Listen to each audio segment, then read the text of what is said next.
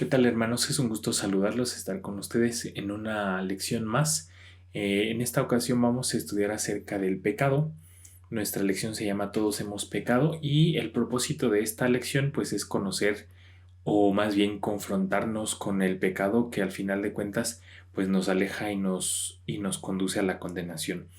De hecho, es la causa por la cual todo hombre que nace, pues nace perdido, ¿no? A causa de nuestros antepasados Adán y Eva. Bueno, vamos a orar y que el Señor hable a nuestro corazón. Dios nuestro, te damos muchas gracias por este día, gracias por la bendición que nos das de poder estudiar esta palabra, Señor, y te pedimos que sea de bendición a cada uno de nosotros. En el nombre de Jesús, amén. Bueno, hermanos, pues la lección, como les decía, es Todos hemos pecado. Es nuestra lección número 29. Y bueno, vamos a estar estudiando las epístolas del apóstol Pablo, tanto a los romanos como a los gálatas. La carta a los romanos es, según lo que dicen, es un documento de los más importantes, no solo del Nuevo Testamento, sino de la Biblia como tal. Es un documento que ha sido muy, muy importante para la vida de los cristianos, ¿no? Hay quienes le dan como la característica de ser un tratado teológico a esta epístola a los romanos, esta carta a los romanos, y donde el apóstol Pablo plasmó sus ideas principales, ¿no? Así está considerado como un tratado teológico donde el apóstol Pablo plasma sus ideas teológicas principales, sus creencias, ¿no? Donde se derrama, donde él vierte todo este conocimiento. Podemos decir que el libro a los romanos es una carta escrita en respuesta a un problema teológico y pastoral que afligía a la comunidad cristiana en la capital del imperio, en Roma. Entonces vamos a estar estudiando estas dos cartas paralelamente y en esta ocasión pues lo que se refiere al pecado. Y dice Romanos 1, 16 y 17, porque no me avergüenzo del Evangelio, porque es poder de Dios para salvación a todo aquel que cree, al judío primeramente y también al griego, porque el Evangelio, la justicia de Dios se revela por fe y para fe, como está escrito, mas el justo por la fe vivirá. Entonces vamos a estudiar, hermano, de esto del pecado. Y este texto, aparte de ser uno de los más conocidos, pues presenta la idea, o sea, resume en estos dos versículos la idea central de la carta, que afirma varias verdades teológicas y las vamos a estar viendo ahí en la pantalla. Número uno, el Evangelio trae honor a las personas creyentes. El Evangelio trae honor a las personas creyentes. Número uno. Número dos, el Evangelio es poder de Dios para la salvación del ser humano. El Evangelio es poder de Dios para la salvación del ser humano. El poder milagroso de Dios. En nuestro estudio, la palabra poder se puede traducir como eficacia, como fuerza, como capacidad o como potencia. Estamos hablando del poder milagroso de Dios. Número 3. La salvación propicia salud integral del ser humano, una salud que es tanto física como mental y espiritual. Número 4. Dios ofrece su salvación al pueblo judío, el recipiente y heredero de las promesas que aparecen en el Antiguo Testamento.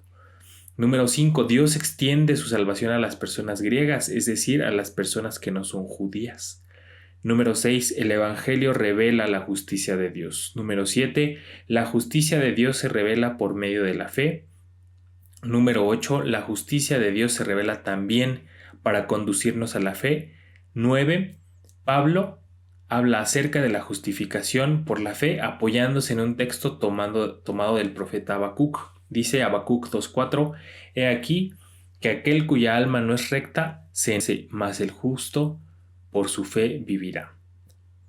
Entonces uno de los puntos, más importantes de este pasaje es que se pone en el mismo plano. Pablo en esta carta a los romanos está diciendo, no importa si tú eres judío o si eres griego. Al final de cuentas, el pecado está en ti, como quiera que hayas nacido, y es un asunto que se tiene que solucionar, es un problema que se tiene que solucionar.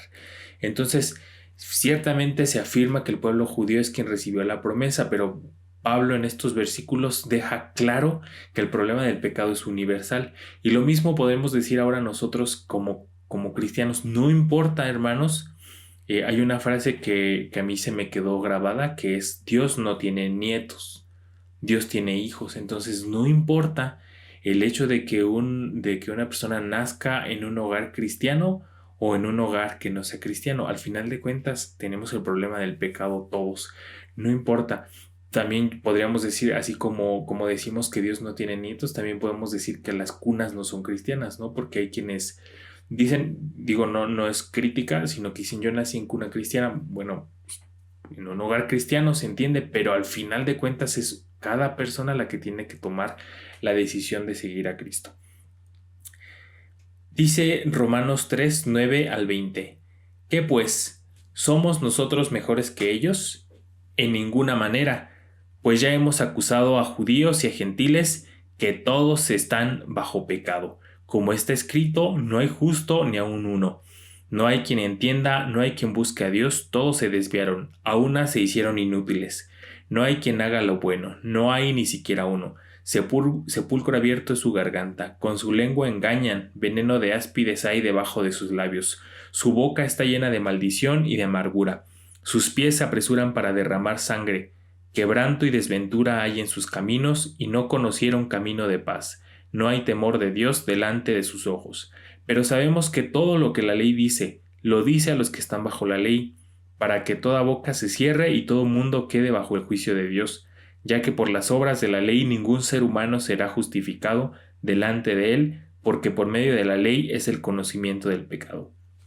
Entonces, este pasaje nuevamente vuelve a hablar de la condición pecaminosa del ser humano sin importar si es judío o es gentil. El versículo 9 comienza afirmando que los judíos, de hecho, es una pregunta retórica, ¿no? El apóstol Pablo dice: ¿somos nosotros mejores, por ser judíos, somos mejores que los gentiles? Y la respuesta a esa pregunta retórica es no, evidentemente no. Los dos grupos están en la misma situación, los dos grupos, sean judíos o gentiles, están en una misma condición, que es la condición de pecado. Y pecado en el sentido más común es errar al blanco, es decir, que si tuviéramos como un tiro al blanco y habría que darle al círculo, no darle es pecar, ¿no? En su sentido más profundo también quiere decir no conseguir la porción o parte, no conseguir la porción o parte. Eso es pecar, simplemente. Cuando pecamos es porque por un lado fallamos a lo que Dios ha establecido como blanco, o también es que no conseguimos una porción o una parte. Entonces vemos que el apóstol Pablo pregunta, ¿no? ¿Somos nosotros mejores que ellos? Y él mismo contesta: en ninguna manera. En ninguna manera es como decir, no hay forma. Totalmente no. El hecho de que el apóstol Pablo recurra nuevamente a textos que se escribieron antes, pues le da fuerza a sus argumentos, ¿no? Recuerden ustedes, para nosotros el apóstol Pablo, pues es el apóstol Pablo, ¿no? El gran apóstol que escribió más de la mitad del Nuevo Testamento él solo, pero en ese sentido, en ese momento donde él apenas se estaba dando a conocer, pues se argumentaba, ¿no? Entonces tomaba textos del Antiguo Testamento para darle argumento para darle fuerza a sus argumentos. El hecho de que el apóstol Pablo recurra a un texto como prueba es otra característica también de sus textos.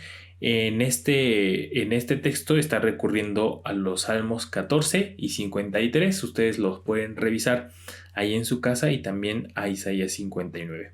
Y luego los versículos 19 y 20 sirven como una especie de transición que concluye el discurso sobre la pecaminosidad de la raza humana e introduce un nuevo tema, que es la justificación por medio de la fe. Pablo afirma que una de las funciones de la ley de Moisés es señalar el pecado humano. Eso es lo único que dice. La ley de Moisés sirve para identificar que estamos pecando. Por ejemplo, la ley de Moisés dice: no matarás. Quiere decir que si alguien mata, está pecando. La ley de Moisés dice, honra a tu padre y a tu madre para que tus días en la tierra se alarguen. Quiere decir que si alguien no está honrando a sus padres y a sus madres, pues está pecando, ¿no? Este es un asunto problemático para las personas judías porque ellos conocían la ley, ¿no? Y entonces la recibieron y ellos sentían que al obedecerla, pues ya estaban como del otro lado, ¿no? Esto, el apóstol Pablo, vamos a verlo en clases más adelante, pues no resuelve el problema, ¿no? O sea, el hecho de uno cumplir la ley, pues no resuelve el problema de la condenación humana. Hay que hacer algo más, porque como aquí dice, pues simple y sencillamente la ley sirve para que se señalen nuestros errores, ¿no? Hay un libro que se llama La Cabaña, que ustedes pueden leer también, donde la justicia le dice a Mac, que es el protagonista del libro, le dice que la ley es como un espejo, ¿no? Donde yo me veo y pues puedo ver que a lo mejor estoy despeinado o a lo mejor me manché de mole, ¿no? Pero el espejo por sí mismo no me puede ni peinar ni limpiar la mancha de mole, ¿no? Así es la ley, o sea, la ley nos dice, estás fallando en esto, pero más allá de eso no se puede hacer. Por eso es necesaria la justificación por medio de la fe. Y finalmente el versículo 20 contiene una de las afirmaciones centrales de la carta, porque por las obras de la ley nadie será justificado delante de Dios, que es justamente lo que estamos platicando. La ley funciona como ese espejo en el que yo puedo ver mi imagen, en el que yo puedo ver si estoy presentable o no estoy presentable, pero el espejo por sí mismo no me puede ayudar ni a peinarme, ni a planchar mi ropa, ni a arreglarme, ¿no? Eso es una acción diferente. Entonces, eso es lo que el apóstol Pablo está diciendo. Entonces, esa afirmación de que la ley no puede hacer justicia o no nos puede justificar delante de Dios nos lleva a hacer una pregunta muy importante. ¿Cuál es el medio de la salvación? ¿Cómo puedo yo, siendo un humano, pecador, que me reconozco, gracias a la ley me reconozco como pecador, pero cómo le hago yo para ser salvo?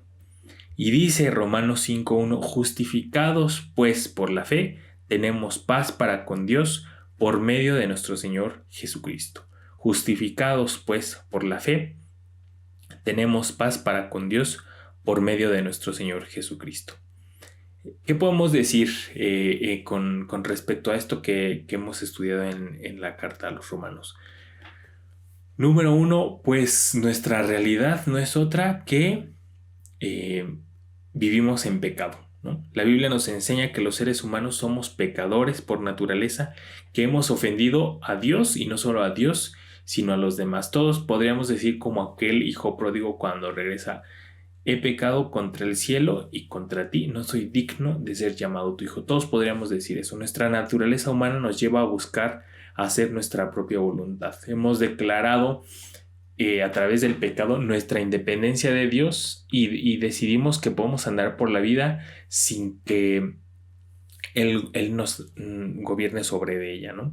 Uno de los problemas que enfrenta la iglesia, hermanos, uno de los problemas que enfrentamos como iglesia es que el mundo se resiste a aceptar la realidad. Es decir, la gente no cree que es mala, ¿no? Hay quien dice que hasta se ofende por el hecho de decir que todos somos pecadores, ¿no? Hay personas que se ofenden porque nosotros como iglesia cristiana de Dios decimos que todos somos pecadores. Mejor prefieren pensar que cada uno tiene derecho a comportarse como mejor le plazca, ¿no? Eso resulta más fácil. Y que la verdad y lo bueno son subjetivos, ¿no? Porque algo que para mí es bueno, pues puede ser malo para otra persona, o algo que para mí es verdad, no necesariamente es verdad para otra persona. Entonces, como que todo lo queremos poner así como en grises, ¿no? No hay absolutos, ¿no? Todo depende como del cristal con que se mire, ¿no? La iglesia entonces afirma que Jesús es el Salvador del mundo debido a que el mundo es pecador. Esta es una afirmación que nosotros hacemos. Jesús es el Salvador, es el Salvador del mundo porque el mundo se encuentra en pecado. Pero si el mundo dice que no está en pecado, pues de qué lo va a salvar Jesús, ¿no? Entonces, como iglesia, estamos llamados, hermanos, a señalar los pecados, ¿no? Todos por igual, porque hemos tomado, no sé si ustedes estarán de acuerdo conmigo, pero de pronto como que la iglesia tomó una tendencia por señalar los pecados sexuales, ¿no? Por ejemplo, a mí me ha tocado ver que, que es muy fácil señalar a una chica que no está casada y que sale embarazada y entonces, como que señalarla, ¿no? O pues, evidentemente al novio, ¿no? De esta chica, como decir, están pecando, ¿no? Están fornicando, ¿no? Se encuentran en fornicación. Pero, ¿qué decimos? Por ejemplo, de aquellos pecados de ambiente o de experimentos científicos experimentos que se hacen a los seres humanos, por ejemplo, o cosas que se hacen para llevar el petróleo a todo el mundo, por ejemplo, para hacer llegar el petróleo. Y no importa si se derrama en los mares, no importa que se mueran quién sabe cuántos peces, eso no lo señalamos como iglesia, ¿no? Yo no he escuchado a alguien que se ponga como en el púlpito o a señalar esos pecados que al final de cuentas son pecados.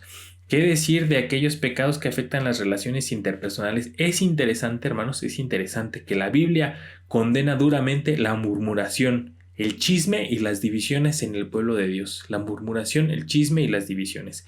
De hecho, estas condenas se repiten más, por ejemplo, que las condenas a la homosexualidad o al adulterio en el Nuevo Testamento. Sin embargo, es triste ver cómo iglesias son destruidas por personas chismosas que nunca son confrontadas ni llamadas al arrepentimiento. Entonces, si vamos a hacer una iglesia que señale los pecados, pues hemos de señalar todos los pecados que ocurren, ¿no? No solamente aquellos que son visibles o que por nuestra tradición nos sientan algo de inconformidad, como el hecho de, por ejemplo, que dos jóvenes sin estar casados salgan embarazados, ¿no? Pero y la hermana que está inventando algo, que está chismeando, que está esparciendo su veneno por la iglesia, pues eso también se tiene que señalar. Eso es como número uno, nuestra condición de pecado y el problema que tenemos como iglesia al enfrentar a un mundo que no acepta que le digan que es pecador, ¿no? Y tampoco una iglesia que confronta, que no señala todos los pecados que existen en su congregación. Número dos, y este es muy importante, pues el ser humano tiene la oportunidad de superar el pecado. Esa es la buena noticia, ¿no? El Evangelio, como veíamos en el texto, no, como decía el apóstol Pablo, porque no me avergüenzo del Evangelio, porque es poder de Dios para la salvación. Quiere decir que hay esperanza. Este es el tema central de la epístola. Por medio de la fe podemos vivir en el poder del Espíritu Santo. Y esto es una excelente noticia porque pues todo mundo en alguna ocasión hemos vivido situaciones en nuestra vida en las que nos sentimos vulnerables o indefensos ante los ataques del mal, ¿no? O sea, todos hemos pasado por situaciones en las que hemos caído, por ejemplo, y decimos, híjole, o sea, yo creí que nunca me iba a pasar esto y miren, ¿no? Pero pues podemos enfrentar, de acuerdo a lo que dice la Biblia, que si el Evangelio es poder de Dios para la salvación, pues podemos enfrentar el mal y vencerlo porque el Evangelio se manifiesta, en el Evangelio se manifiesta el poder de Dios con tal fin. Entonces, pues sí, efectivamente, estamos atravesando, y no de ahora, sino en general, pues pecado en la sociedad, ¿no? O sea, siempre ha habido ese pecado en la sociedad. Siempre ha habido personas que creen que están haciendo lo correcto, aunque a todas luces, ¿no? De acuerdo a la Biblia, se está actuando de una manera incorrecta, es decir, se está pecando. Y sin embargo, la buena noticia, hermanos, es que hay esperanza, hay esperanza. Entonces, esa es nuestra lección acerca del pecado, hermanos. Se llama Todos hemos pecado y pues esa es una afirmación que efectivamente se puede hacer de todo el mundo. Pero lo importante es saber que se puede reconocer el pecado, podemos saber que estamos fallando y también podemos sabernos perdonados si le entregamos ese pecado a nuestro Señor Jesucristo. Pues hasta aquí nuestra lección. Vamos a seguir estudiando en semanas siguientes estas dos cartas que les decía, la carta a los romanos y la carta a los galatas. Que Dios les bendiga, hermanos. Vamos a orar. Dios nuestro, muchas gracias porque nos permites estudiar tu palabra, Señor. Gracias porque, como siempre, pues es clara, Señor, y nos confronta no solo con aquellos pecados que nos pueden incomodar a nosotros, sino con aquellos que pues que le hacen daño a tu iglesia, Señor. Te pedimos perdón si alguna vez nosotros hemos hecho algo de eso, Señor, si hemos chismeado, si hemos dividido, Señor, pues te pedimos perdón y te pedimos que nos ayudes a hacer una iglesia que confronte y que predique de tu palabra. En el nombre de Jesús, amén. Dios los bendiga, hermanos. Nos vemos la siguiente semana.